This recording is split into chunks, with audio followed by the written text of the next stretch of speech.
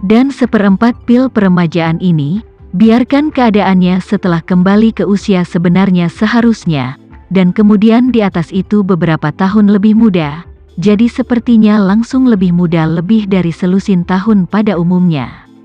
Meskipun Ibu Sofia tidak memiliki cermin, dia juga segera merasakan perubahan besar di dalam tubuhnya, dan dia berkata dengan sangat gembira, "Ini, obatnya terlalu menakjubkan. Saya merasa bahwa tubuh saya tidak hanya pulih sepenuhnya, tetapi bahkan lebih baik daripada keadaan beberapa tahun yang lalu." Sofia juga menyaksikan perubahan besar pada ibunya dan meneteskan air mata, menangis, "Bu, kamu telah menderita selama ini." Ibu Sofia tertawa ringan dan berkata, "Jangan bicara tentang itu, sekarang bukankah semuanya pahit dan manis?"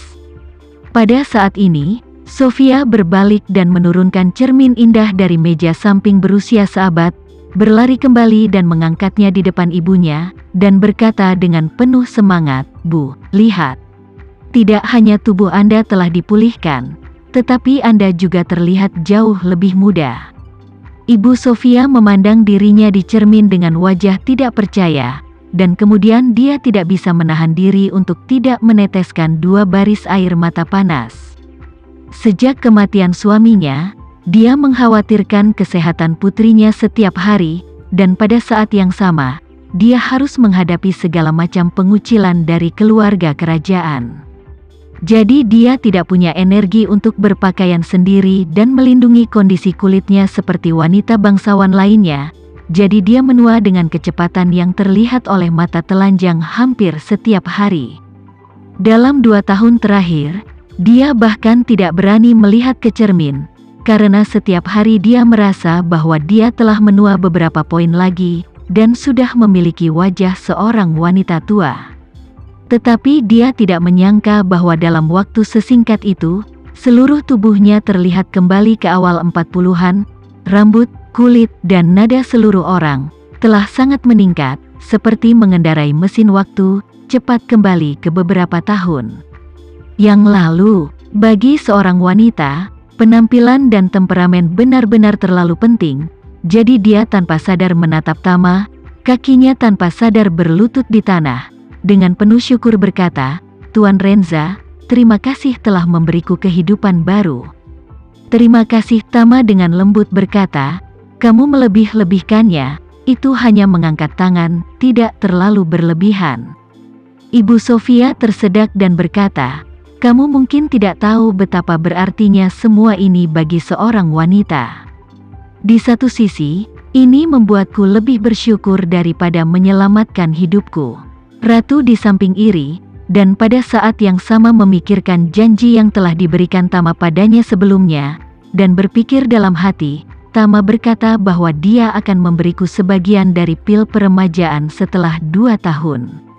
Tapi bagian dari pil peremajaan ini sudah dimakan oleh Ibu Sofia, dan aku tidak tahu apakah dia memiliki pil tambahan di tangannya. Jika tidak ada lagi, apakah keinginanku akan sia-sia? Memikirkan hal ini, dia mengumpulkan keberanian dan dengan hormat bertanya kepada Tama, "Tuan Renza, Anda mengatakan sebelumnya bahwa Anda akan membiarkan saya datang kepada Anda dalam 2 tahun. Saya ingin tahu apakah Anda masih akan memiliki pil peremajaan itu?" Tama mengangkat alisnya dan tersenyum, dengan mulus mengeluarkan segenggam pil gelap dari sakunya, dengan santai tertawa, "Ini, cari sendiri." Ketika permaisuri melihatnya, seluruh rahangnya jatuh. Hanya untuk melihat bahwa di tangan Tama, ada hampir 10 pil. Hanya saja, dia tidak tahu bahwa setengah dari mereka adalah pil peremajaan dan setengahnya adalah pil budidaya. Untuk seseorang seperti dia yang tidak tahu, pil ini tampaknya tidak terlalu jauh. Karena itu, dia kemudian langsung melihat semua pil ini sebagai pil peremajaan. Melihat bahwa Tama memiliki begitu banyak dari mereka, dia secara alami bersemangat, dan jika dia bisa, dia tidak sabar untuk segera mengambil satu dari tangan Tama dan memakannya. Tetapi dia juga tahu bahwa dia tidak memiliki kekuatan seperti itu, bahkan jika seluruh keluarga kerajaan dihitung, di depan Tama hanya sehelai rambut di atas kue. Jadi, apakah dia bisa mendapatkan pil peremajaan ini sepenuhnya tergantung pada suasana hati Tama. Memikirkan hal ini, dia tidak peduli dengan eufemisme, dan langsung dengan hormat menyatakan, "Tuan Renza, yakinlah bahwa saya akan melakukan yang terbaik untuk membantu Sofia mengambil kendali." Melihat bahwa permaisuri sekarang bahkan meninggalkan eufemisme dasar, Tama tahu bahwa dia telah sepenuhnya diambil oleh pil peremajaan. Dengan pengalaman mendekati kematian sebelumnya, pil ini pasti akan menjadi satu-satunya pengejarannya selama sisa hidupnya. Jadi, Tama tidak perlu lagi khawatir bahwa dia akan memiliki pemikiran kecil tentang Sofia. 3 hari setelah penyerahan tahta, dia pasti akan melakukan apa yang dia katakan dan membantu Sofia mengambil kendali dengan sekuat tenaga. Kemudian, Tama berkata kepada permaisuri dan juga Sofia, "Jika keluarga Rutsil datang kepada Anda untuk orang-orang atau mencari jasa baik Anda untuk menegosiasikan persyaratan, pastikan untuk tidak dengan mudah memberitahu mereka tentang keberadaan keluarga William, dan hubungi saya tepat waktu." Sang ratu segera mengambil sikap dan berkata, "Tuan Renza jangan khawatir, jika Rutsil datang mencari saya akan langsung menggunakan opini publik untuk menekan mereka. Niat keluarga mereka untuk berkomplot melawan saya, buktinya jelas. Begitu terungkap, dampaknya pada keluarga Rutsil pasti sangat besar." Mengatakan bahwa dia menambahkan, "Faktanya, untuk keluarga inti Rutsil, reputasi keluarga sangat penting. Di tahun-tahun awal mereka melakukan banyak kejahatan di pasar keuangan. Dalam beberapa perang, itu juga telah melihat pengayaan besar sehingga reputasi mereka di Eropa dan Amerika Serikat relatif buruk. Sejak Perang Dunia II, keluarga inti Rutsil telah secara aktif memperbaiki reputasi keluarga, seperti keluarga Orde Ketiga William. Melakukan hal besar seperti itu, keluarga inti pasti tidak akan menyelamatkan mereka." "Bagus," Tama mengangguk dan tersenyum dengan ekspresi lucu. "Aku tidak takut mereka akan datang mencari mereka, tapi aku khawatir mereka tidak akan datang."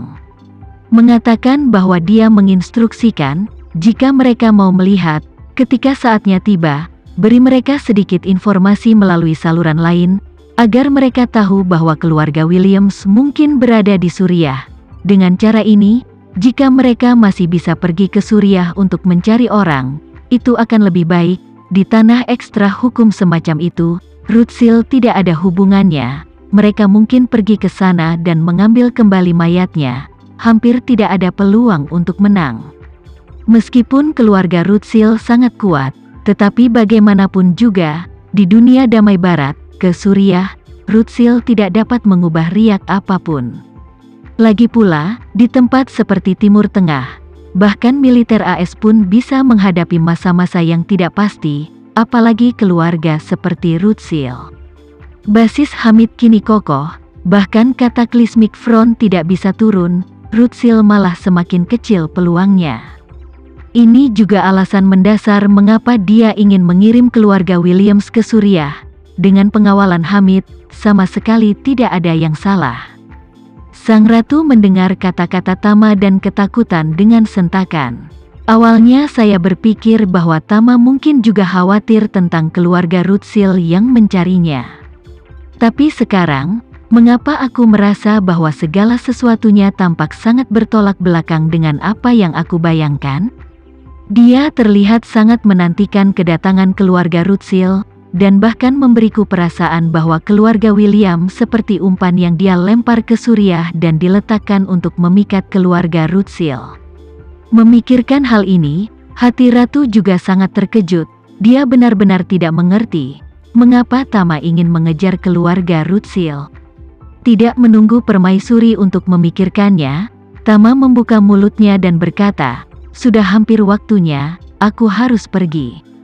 Setelah mengatakan itu, dia memandang Sofia dan berkata dengan acuh tak acuh, "Sofia, saya berharap Anda terlebih dahulu mewarisi tahta dan menjadi permaisuri baru kerajaan Nordik, dan saya juga berharap Anda akan membawa keluarga kerajaan Nordik ke tingkat yang lebih tinggi."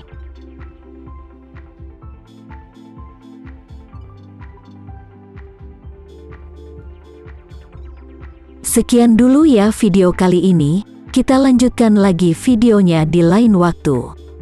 Oh iya, bagaimana menurut kalian? Semoga bisa sedikit menghibur kalian semua.